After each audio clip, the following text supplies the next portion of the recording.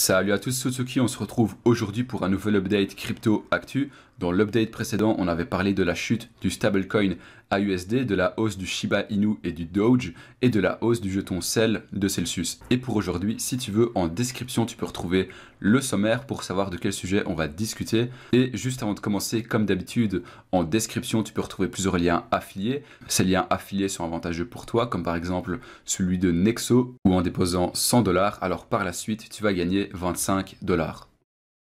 Alors tout d'abord au niveau du marché global, quand on regarde la carte thermique de tous les jetons, alors on peut constater que pour ces dernières 24 heures, on est sur un marché qui est plutôt stable avec un Bitcoin à plus 0,96%, un Ethereum à plus 1,82%, un AMP à plus 5,60%, un BNB à plus 1,36%, un Solana à plus 2% et ainsi de suite. En gros, pour ces dernières 24 heures, on est sur un marché qui est plutôt neutre. Et ensuite, on peut prendre la carte thermique pour cette dernière semaine, donc pour ces 7 derniers jours. Alors malheureusement, on a un Bitcoin en négatif à presque moins 2%, un Ethereum à plus 0,71%, un AMP à moins 12%, un BNB à moins 5% et ainsi de suite. Et tu peux tout simplement voir que ça varie d'un jeton à un autre. On a du rouge, du vert, mais également du gris. Donc soit c'est neutre, soit c'est en positif, soit c'est en négatif. Et dernièrement, on peut prendre la carte thermique pour ce dernier mois. Alors pour ces 31 derniers jours, forcément, on est en positif. Mais par contre, c'est des performances beaucoup moins intéressantes que dans l'update précédent, puisque depuis 2 jours, le marché global diminue petit à petit. Par exemple, on a un Bitcoin à plus 5%, un Ethereum à plus 18%. Alors lui, il reste quand même très intéressant. Un BNB à plus 17%, un ADA à plus 10%. Et ainsi de suite. Donc en gros pour ce dernier mois, vu qu'on a fait une très belle performance récemment, forcément ce dernier mois on va rester en positif. Alors ensuite on peut se pencher sur la capitalisation boursière globale. Alors pour aujourd'hui on est sur une capitalisation boursière totale de 1 113 milliards de dollars, ce qui équivaut à une perte de 0,91% ces dernières 24 heures. Et en termes de volume tradé ces dernières 24 heures, on est sur du 66 milliards de dollars, ce qui n'a pas énormément bougé depuis le dernier update. Et donc quand on regarde le graphique de la capitalisation boursière, on peut tout simplement voir que on était toujours dans la tendance haussière, mais ici depuis 2 à 3 jours, on peut tout simplement voir qu'il y a une légère baisse, mais c'est pas quelque chose de dramatique. Et du coup, forcément, quand on a une capitalisation boursière qui est à la baisse, alors forcément, on aura un crypto fair grid qui sera légèrement impacté. Aujourd'hui, on est sur un score de 30. Dans l'update précédent, il y a 2 jours, on était sur un score de 44. Et on est de nouveau dans le fear. Et dans l'un des updates précédents, je pense que c'était il y a 5 jours, on était dans la neutralité. Aujourd'hui, on est repassé dans le fear. Et on peut voir qu'hier, on était sur un score de 41. Donc on peut dire que d'hier à aujourd'hui, il y a eu une énorme baisse sur le marché global de la crypto.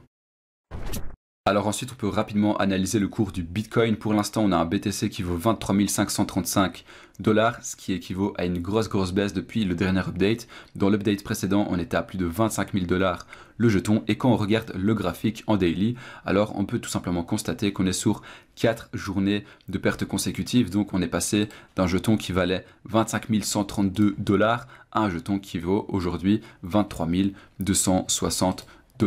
Alors pour aujourd'hui, on peut voir qu'on est sur une tendance haussière pour l'instant et il est actuellement 14h35. Donc on est sur une petite fluctuation et on espère clôturer cette journée en positif. Et quand on regarde le graphique en weekly, alors là, ça n'a pas énormément bougé puisque depuis quelques semaines, on fait une semaine en positif, ensuite une semaine en négatif, ensuite une semaine en positif, ensuite une semaine en négatif et ainsi de suite. C'est vraiment une semaine sur 2 en positif, une semaine sur 2 en négatif. Et cette semaine, donc on est pour le moment sur une perte de 8%. Alors ensuite, on peut passer aux actualités. La première actu, elle concerne le Terra Luna. Alors je t'explique. Duwon, donc le PDG de l'écosystème de Terra Luna, a engagé une nouvelle équipe d'avocats en Corée du Sud pour se préparer à un affrontement contre les autorités sud-coréennes.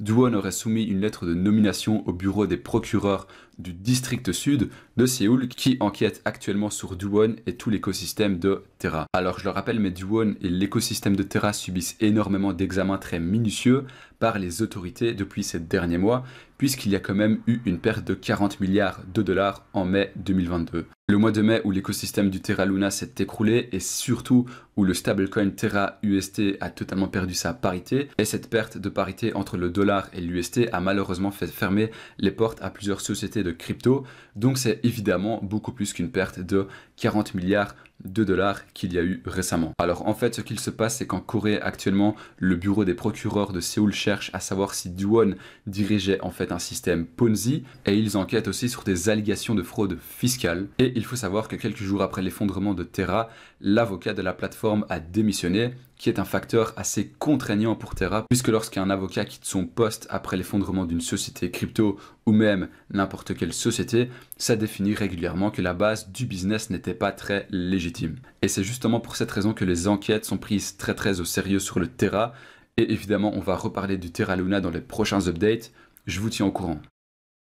Alors ensuite on peut passer à la deuxième actualité, ça concerne Coinbase et le The Merge de l'Ethereum. Alors en fait Coinbase vient de publier des consignes qui concernent la prochaine mise à jour pour procéder au The Merge et on apprend que tous les retraits et tous les dépôts liés à l'Ethereum seront en pause pendant toute la procédure de migration du The Merge qui devrait avoir lieu le 15 septembre prochain. Et si Coinbase a pris cette décision, c'est tout simplement pour prendre des précautions pour faciliter les transactions de l'Ethereum une fois que la mise à jour sera en place. Et forcément, quand on parle de l'Ethereum, ça concerne aussi l'ERC20, donc c'est aussi pour le bien de tous les jetons qui sont sur l'ERC20. Et la plateforme Coinbase a également reconnu qu'une fois le The Merge complètement installé, Ethereum va pouvoir offrir une expérience entièrement transparente aux utilisateurs. Et du coup, je peux te lire le communiqué de Coinbase. Pendant le The Merge, Coinbase va temporairement mettre en pause Ethereum et les dépôts ainsi que le retrait du jeton ERC20 par précaution. Cette légère pause nous permet de vérifier que la transition est complète et opérationnelle dans nos systèmes. Nous ne nous attendons pas à ce que d'autres réseaux aux crypto-monnaies soient impactés, tout comme il ne devrait pas y avoir d'impact sur nos produits centralisés ETH ou ERC20 token.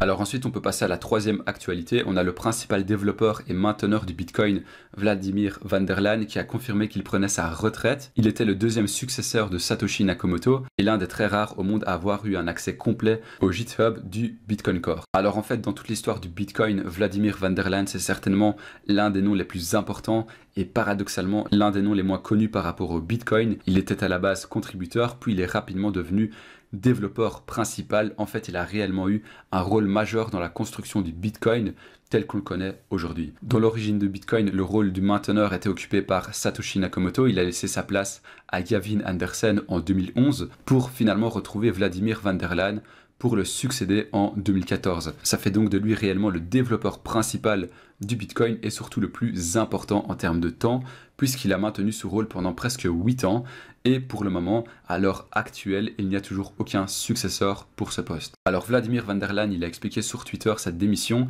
après qu'il ait été interrogé par différents internautes et c'est vraiment hyper intéressant, alors je te lis ça. Je ne quitte pas mon poste pour une seule raison, je suis juste au bord du burn-out et c'est stressant et fatigant de discuter des mêmes discussions et des mêmes problèmes et ceci depuis beaucoup trop longtemps. J'ai changé, le monde a changé et je sens qu'il est temps de passer à autre chose. Mais par contre, avant qu'il quitte son poste, il aimerait réaliser sa dernière action en faveur du Bitcoin et cette action serait de rendre le Bitcoin encore plus décentralisé qu'il ne l'est actuellement. Alors ensuite pour la prochaine actu, on a un fonds de pension canadien qui a perdu près de 200 millions de dollars à cause de la faillite de Celsius. Alors je t'explique, la caisse de dépôt et de placement du Québec qui gère la retraite et l'épargne de ses clients a annoncé une perte de 200 millions de dollars sur les crypto-monnaies à cause de la faillite de Celsius et l'institution estime que l'arrivée de Celsius dans ce secteur a été beaucoup trop prématuré. Alors en fait il faut savoir qu'en plein durant le bull market de crypto-monnaies durant cette année 2022, il y a eu énormément de fonds de pension qui se sont intéressés aux crypto-monnaies et aussi tenté de faire grossir leurs bénéfices nets, ce qui n'est pas totalement le cas pour la CDPQ qui est l'un des fonds de pension les plus importants au Canada et en arrivant en octobre 2021 sur le secteur de la crypto, CDPQ est aujourd'hui totalement dans le rouge et par rapport à ça, le directeur de la CDPQ s'est exprimé et il explique: pour nous, il est clair, quand on regarde tout cela, nous sommes arrivés trop tôt dans un secteur qui était en transition. Et personnellement, je trouve qu'il a totalement raison. Le monde de la crypto, c'est un monde qui est encore très jeune et le fait d'avoir été trop optimiste sur l'avenir de ce secteur, ça a rendu l'année 2022 totalement catastrophique. Pas seulement pour la chute qu'on connaît depuis un an, mais surtout pour toutes les faillites dans les différentes entreprises. En fait, pour le moment, la crypto, c'est comme si c'était Internet dans les années 2000. C'est vraiment le moment où il y a plein de problèmes, mais aussi plein de solutions à ces problèmes-là. Mais par contre, ce qui nous impacte, c'est évidemment les problèmes, puisqu'à chaque bug ou faille, c'est de l'argent qui est en jeu. et forcément on le ressent beaucoup plus que si c'était par exemple un simple bug sur un site internet durant les années 2000. Bon, maintenant une blague sur les noirs. Alors c'est la fin de cet update crypto. Si ça t'a plu, évidemment tu peux liker et t'abonner. C'était Utsuki, à très bientôt.